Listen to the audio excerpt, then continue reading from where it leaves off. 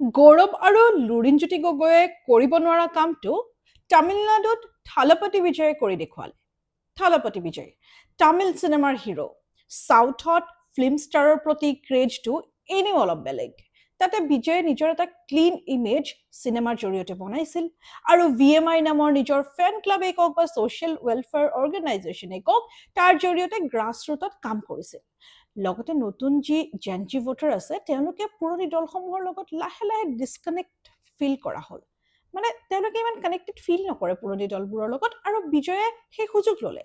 বিজয়ে তেওঁলোকৰ বাবে জব গ্যাৰাণ্টি দিলে, ফ্ৰী ষ্টাৰ্টআপ আৰু এডুকেশ্যন লোনৰ প্ৰতিশ্ৰুতি দিলে, মান্থলি ষ্টুডেণ্ট ষ্টাইপেণ্ড আৰু ফ্ৰী লেপটপ আদিৰ প্ৰতিশ্ৰুতি দিলে। তামিলনাডুৰ মানুহৰ মুখে মুখে এটাই কথা, ল'ৰা ছোৱালীবোৰে বোলে মাক দেউতাকক বিজয়ক ভোট দিবলৈ কনভিন্স কৰিছে। বিজয়ৰ আইডিঅলজি একদম ক্লিয়াৰ, বিজেপিৰ লগত নকৰে মিত্ৰতা, ইমেজো প্ৰায় চাফা। আৰু তাৰ পাছত 234 চিটত অকলে নিৰ্বাচন খেলিলে বিজয়ে।